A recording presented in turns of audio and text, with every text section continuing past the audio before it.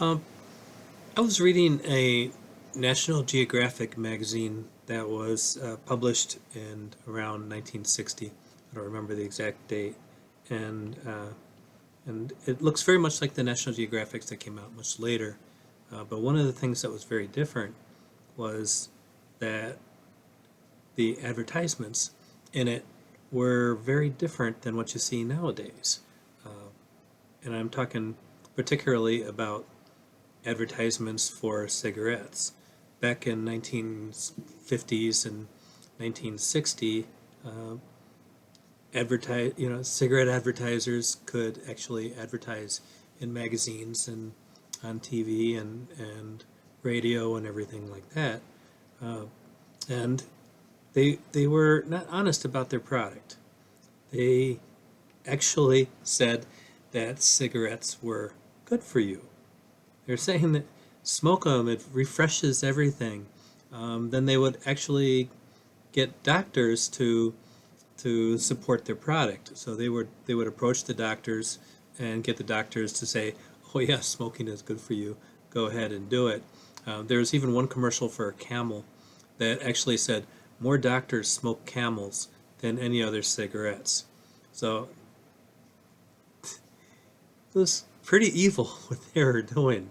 Uh, so in 1967, the FCC came out and said, okay, look, you cigarette people have to, in the fairness doctrine, have a commercial talking about the bad effects of cigarettes every time you have one promoting the cigarettes. So they were required to do that. So you'd have one commercial for hey, smoke this, it's really good for you, and another one going, yeah, yeah, maybe not, it might kill you. So they had to do that for quite a while. And in 1971, they banned them from TV, but they're still able to put them into magazines and newspapers and billboards. But in 1998, the states, 46 states got together with 5 territories and Washington, D.C., and they filed litigation, which resulted in a master settlement. And part of that settlement was that the advertisement, you couldn't do it. I mean, the litigation was because it was proven that cigarettes cause death.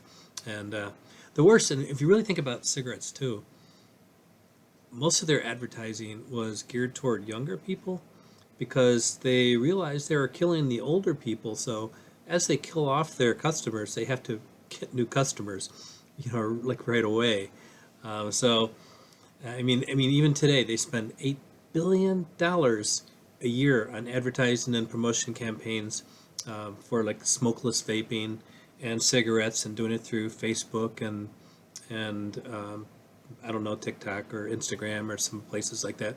Places I don't usually go, so I've never seen them myself, but I understand they can still do it.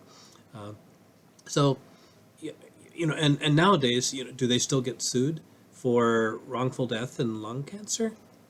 Yeah, I mean, they still cause it, and there's no question of the causality that the cigarettes cause lung cancer. Um, so now I'm thinking about Big Pharma. You see any comparisons between them? They both have products that can cause harm.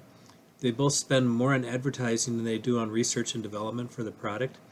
Um, when their product injures somebody, they both aggressively fight any kind of injury. Because if they lose, they know that opens the door toward more litigation. So they both spend tons of money on on not legislate. Well, let's talk about that too. They spend tons of money on legislators, so the people that make laws. So they spend a lot of money litigating, and they spend a lot of money legislating, to protect their right to be able to, soak us with all these things saying that we should be using their products. Um, I mean, the differences would be, pharma does help. I mean, if it wasn't for pharma, we'd still have smallpox. I mean, that got rid of everything. I mean, that worked. I mean, there's good farm out there. Um, but the problem, but then there also, um, look at the OxyContin thing. Where they deliberately got people hooked onto their medicines on purpose, just simply to make money. That's just pure evil. Um, and and I want to talk a little bit the Shingrix vaccine that got me was they never mentioned adverse reactions on their commercials back when I had the Shingrix vaccine back in 2019. They never said, oh, okay, this might do this might do that. There's nothing about that. About 2 years afterwards, they started saying, oh, it can cause Guillain-Barré disorder and something they called muscle weakness. And my attorney told me that the muscle weakness was added as a direct result of what happened to me as a result of taking the Shingrix vaccine.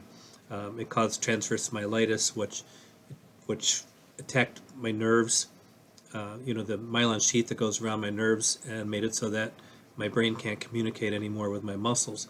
So them calling it muscle weakness is not really accurate, because I'm also what's called a spastic paraplegic, because my legs and everything are jumping all night, all during the day. The muscles are strong. I mean, they'll get as hard as a rock, and so they're always moving around. So calling it muscle weakness is disingenuous. It's not a muscle weakness. It's the inability of my brain to communicate with my muscles. So that's what's causing my muscles to not be able to do what my brain says. Hey, walk. No, we don't get the message. We're not getting it. So, but I can get why they would call it muscle weakness, because if their advertisements were to say this can cause Guillain-Barré disease or paralysis, people are going to see that paralysis and go, I think I'll skip that vaccine. I'm not going to do that. So I get why they're doing that too. Which brings me to culpability.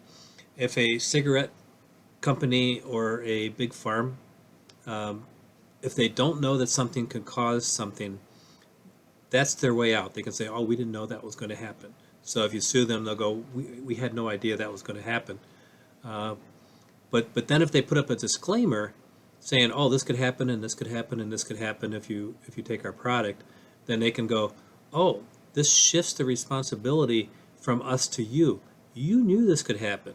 You did it anyway, even though we warned you. Therefore, it's all your responsibility, and you don't have a right to come after us for damages and everything else that you would come after us. So if they're not responsible when they haven't warned you, and they're not responsible when they have warned you, just when are they culpable? That's what I would really like to know. But anyway, thank you to GSK for giving me all these things to think about and opening my eyes toward what it's to be like to be paraplegic. I want to give a quick marketing thing for myself. My newest novel came out called The Shadow, and it's a young adult book, but adults can read it as well. And it's about a boy whose shadow gets disconnected from him as a result of an eclipse, and then the shadow comes to life, and the shadow learns that it has some enemies that it did not expect to have, and meanwhile the boy's thinking, oh, am I a demon, or am I something horrible because I don't have a shadow? So I think it's a fun story. You can check me out on www.normcowie.com. That's COWIE. Thank you very much for listening, and take care.